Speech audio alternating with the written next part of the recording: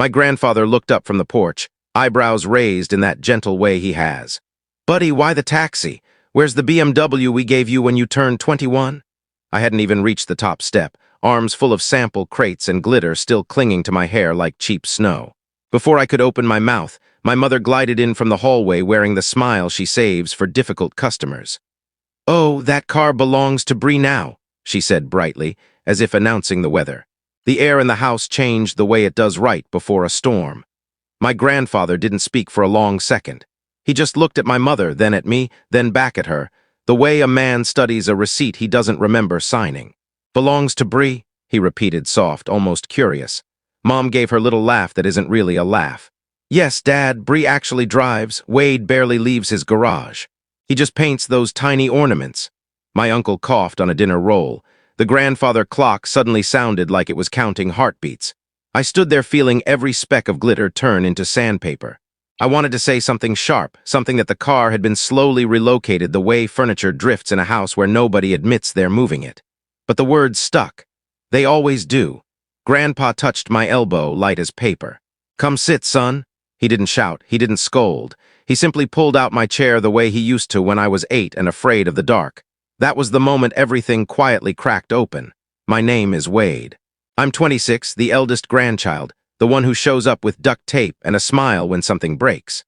I own a little business called WadeWorks Ornaments, hand-painted glass baubles, miniature houses with real chimney smoke curling from acrylic, robins that look like they might fly off the branch if you breathe wrong. My workshop is a rented single-car garage that smells of solvent, pine shavings, and the burnt coffee I brew on a hot plate. I like order. I like straight edges and the soft click when a lid seats perfectly. People call me patient. Truth is, I just hate fighting. I learned young that money and silence can fix most family problems faster than truth ever could. So I became the family's quiet ATM with paint-stained fingers. The BMW was Grandpa's gift 5 years ago. Not flashy, just solid. Gray, good tires, trunk big enough for 3 market racks and a folding table.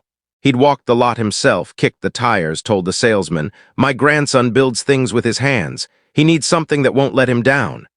Then he handed me the keys like he was passing a torch. For a while it stayed mine. Then it became the family car. Then it became Bree's background prop for ring light selfies. It happened in slow motion, the way ice forms. Bree needs it for a brand meeting just the weekend. Bree has a collab shoot downtown. Wade, don't be difficult. Uber is a business write-off, honey. Every time I opened my mouth to object, Mom's eyes would fill with that practiced hurt, and I'd hear myself say, "It's fine." Meanwhile, the business credit card started drinking from my accounts. A $300 boosted post here, a $189 family marketing package. There, $127 in gas I never pumped. My little sister posted stories from inside my car captioned, "Boss Babe Mobile." And Mom would tag my shop in the comments like we were equal partners instead of parasite and host.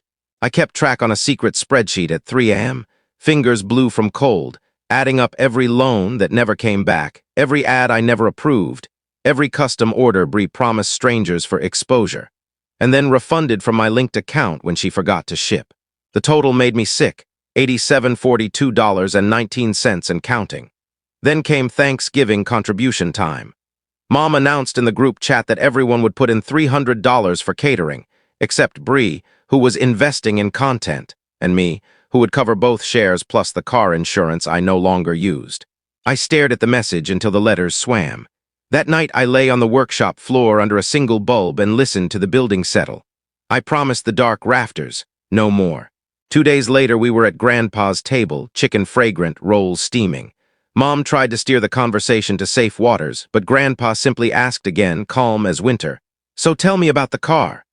Mom jumped in with her bright voice. Grandpa raised one finger, just one, and she stopped like a record needle lifted. He turned to me. "Wade," I swallowed. My voice came out small, but it didn't shake. "No, Grandpa. It's not fine." The next morning I changed every password, unlinked every card, bought my own payment reader. I made one document titled Complete Record of Transfers and Unauthorized Charges and attached it to a single message in both family chats. I will no longer be funding household expenses. Return the BMW by Friday 5 p.m. or I will report it as unauthorized use of a business vehicle. These are receipts. The phone exploded. Mom, threatening your own mother? Have you lost your mind? Bree, it's a car, Wade. Get over yourself. Dad, let's all calm down. I didn't answer. I worked until my eyes burned, painted until my wrist cramped, hung a new sign on the booth, family discounts suspended. Friday 7:11 p.m., headlights swept across the empty lot. Bree climbed out, tossed the keys so they clattered against the payment reader, and muttered, "Tank's almost empty. I needed it." There was a fresh scrape down the passenger door like a signature. She called her Uber and left without looking back. I rested my forehead against the cold roof of my own car and cried for the first time in years. Relief and fury mixed together until I couldn't tell them apart. Then Grandpa texted, "Proud of you, kid. Come by tomorrow." Sunday he called everyone to his kitchen. Same folders on the table, a spreadsheet printed neat and thick, plus a thinner one with colored tabs. Mom started loud and fast, but Grandpa simply opened the thick folder and began reading numbers aloud like he was calling bingo. When he finished, the only sound was the refrigerator. He looked at Bree. "Taking something that isn't yours and calling it family support is still taking." He looked at Mom. "Love doesn't send invoices in the dark." Then he slid the thin folder to me. "Years ago, I put aside a small fund for family emergencies. I've redirected it to Wade's business. New lease, better ventilation, maybe a part-time helper. Real work deserves real support." Mom's chair scraped backward.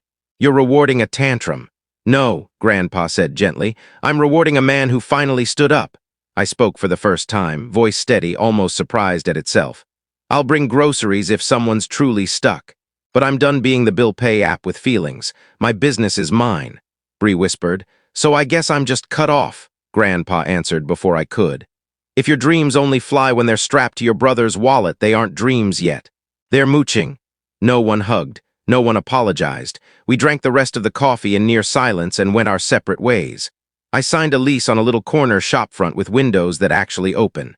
I hired Jess, a high school junior who laughs at my displays and labels boxes straighter than I ever have. Grandpa comes on Saturdays, buys 6 ornaments he doesn't need, sits in the back with the newspaper and tells customers, "That's my grandson, steadiest hands I've ever seen." Mom still sends the occasional feeler. "Can you spot Bree some blank ornaments for her new venture?" "Can Dad borrow the car to run an errand?" I answer the same every time. "No, thank you." Bree rebranded to thrifting and apartment tour. She came in once, bought a tiny silver camera ornament at full price, met my eyes for 3 whole seconds and left. No drama, just transaction. It felt like progress. People at the counter started telling me their own stories while I paint their names. Mothers who stopped paying grown sons' phone bills, sons who took back trucks used as free delivery vans, grandmothers who quit hosting Christmas when no one else lifted a finger. They leave with a ribboned box and something lighter in their chest. Last week, Grandpa sat in his usual spot doing the crossword and said without looking up, "Honest work and a firm no, that's a long, good life." I kept painting snow on a tiny mailbox and realized I was breathing deeper than I have in years. They told me boundaries would tear the family apart. Instead, they just tore the leeches off. I still send birthday cards. Dad buys his old fishing buddies' names on ornaments every December and pays cash, eyes on the floor. Mom posts vague quotes about ingratitude. I keep the shop open, the books balanced, the steering wheel locked when I'm not driving.